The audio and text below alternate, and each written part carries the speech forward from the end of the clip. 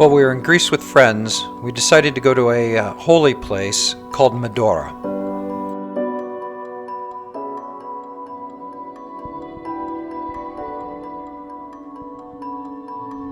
We started out from the mountain town that we were staying in and traveled over to a town next door to grab some money and then start our trek down to Meteora.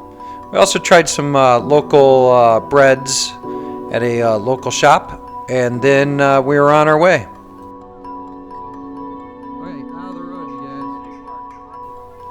This actually was a nice town. It usually is a ski village, is what I heard from Tom, my friend. As you can see here, it almost looked German-inspired in some ways, I thought.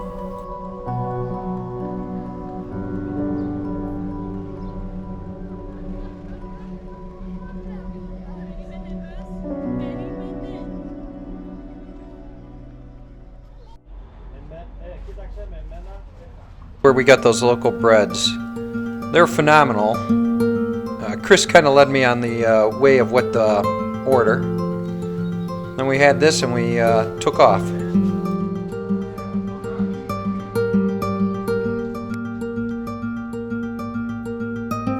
In what is going to a new Greek town without stopping by a church and checking things out.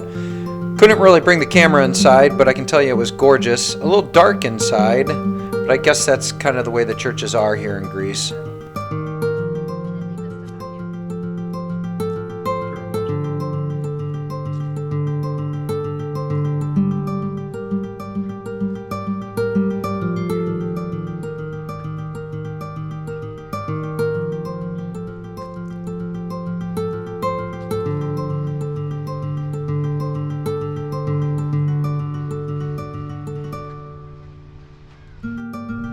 Bam! And then we were off to Meteora.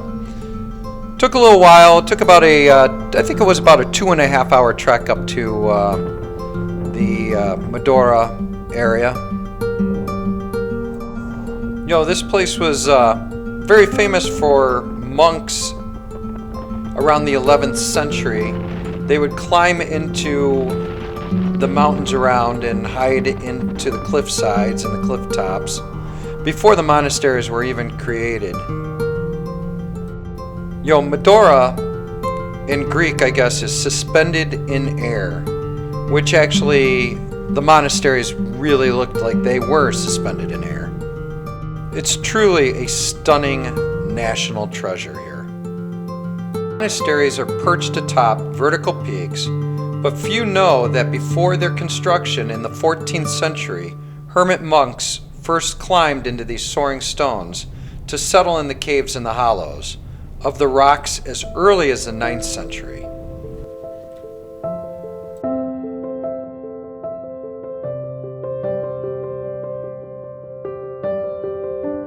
Hermits lived a life of solitude and isolation, but legend has it they would climb down on Sundays for Mass held at, I'm probably saying this wrong, Pliny.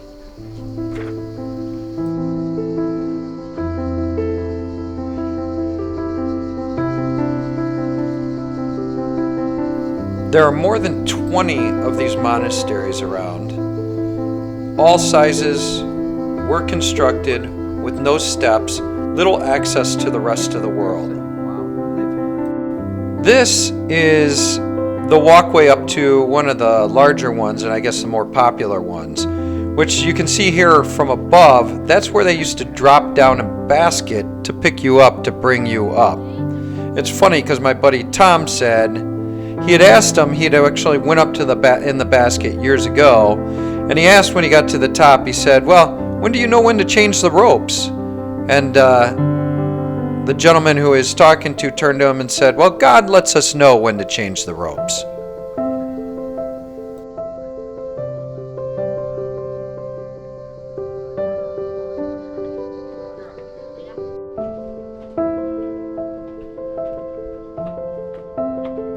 Here's a bit of the hoof up to the monastery itself.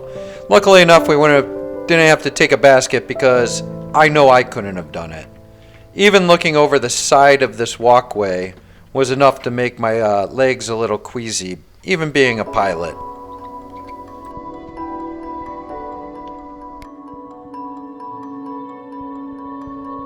Here I thought I'd give you an overview of the monastery itself. On the other side of this is where we walked up, and then we're in that central courtyard. I'll show you some of that. Also, we walked down into, they had a museum down below that kind of went through some religious artifacts, excuse me.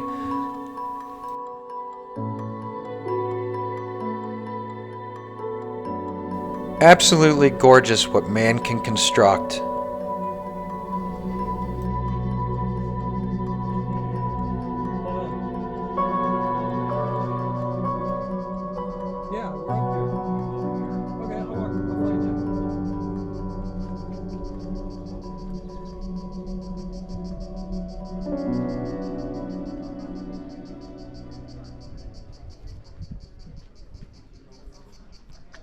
It's incredible how nicely landscaped this area is. They really take pride in this, and they should. It's absolutely gorgeous.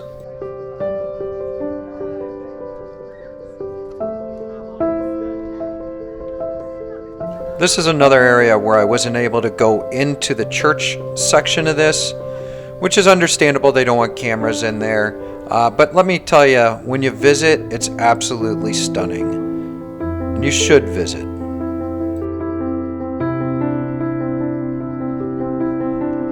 And look at these sweeping views of the countryside. It's incredible, the jutting rocks formations, and the monasteries you can see in the distance. And I wish I could have went to all 20 of them, but there's very little time when you're running from place to place. I'd definitely think you could spend a good 5 or 6 days here.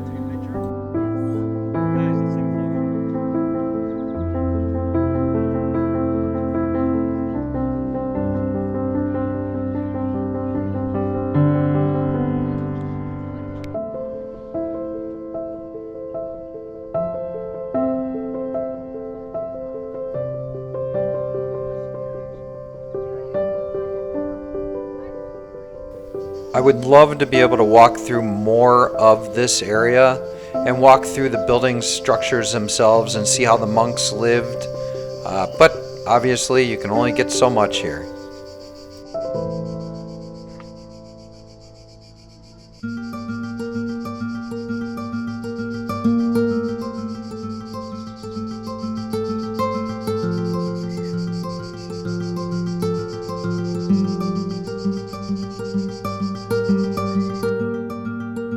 Mind you, if you're coming to this area, women do need to wear longer skirts to cover their legs. And they did say that men needed to wear pants, but I did see a lot of people wearing shorts here.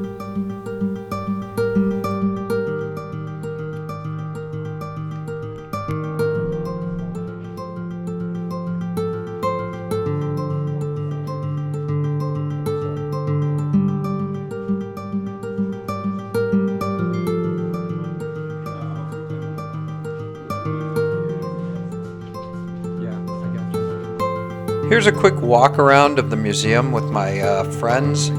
He explains a little bit about what's going on, and we were looking at the age of the documents and the writings of the monks, and the time period on everything of how different empires tried to attack this area, and really an interesting place to walk around and read up.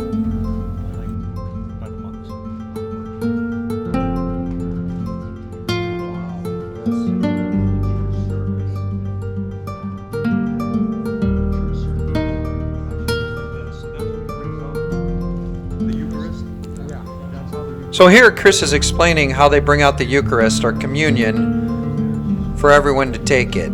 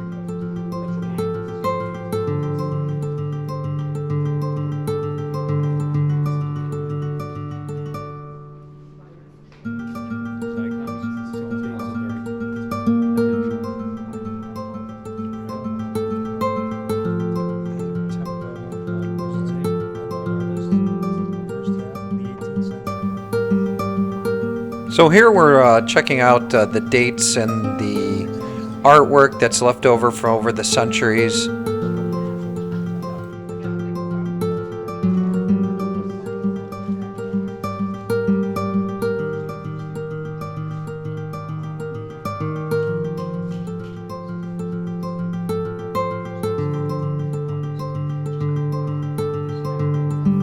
And we discuss, what products were used to create these artworks, like egg yolk to make the yellow and stains to make the colors. And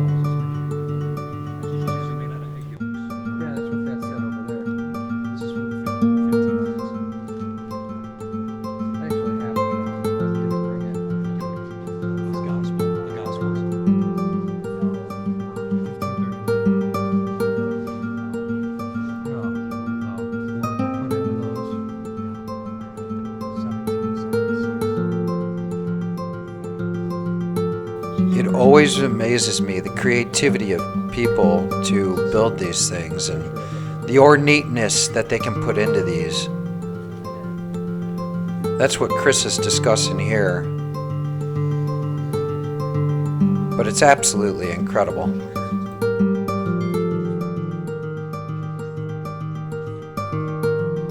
16th century originally.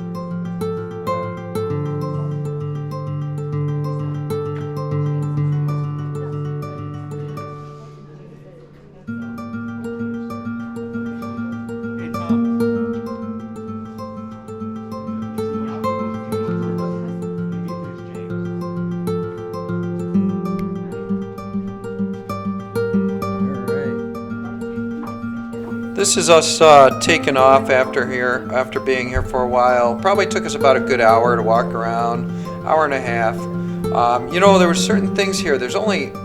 I just kind of found out that there's only 6 of the 24 monasteries that are still active, and 4 are inhabited by men, and 2 are inhabited by women, which I thought was kind of interesting, and has less than 10 inhabitants, while each monastery has less than 10 inhabitants in them, which really blows me away. They can even keep up with the maintenance on this.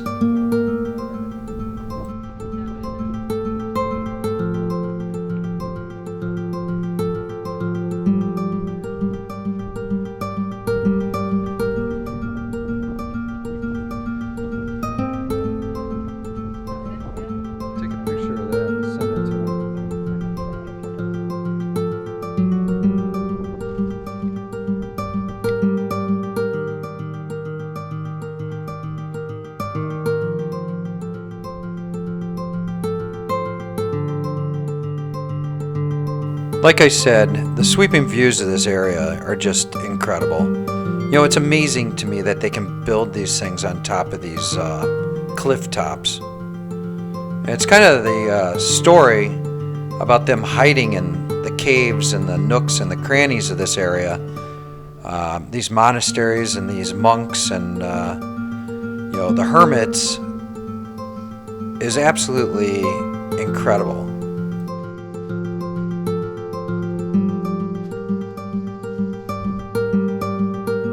This is us leaving. Here we went back to the mountain town we were staying in for a few days. So you see a little traveling going back.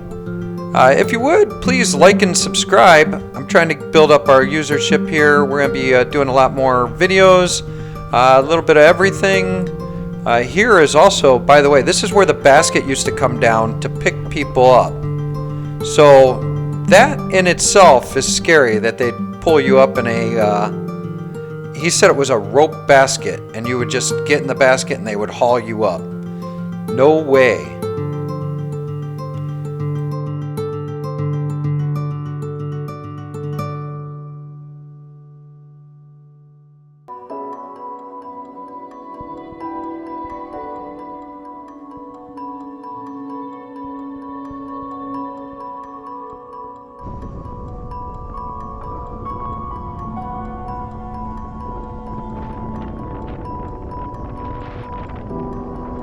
And here we are going back 2.5 hours to the town we were staying in.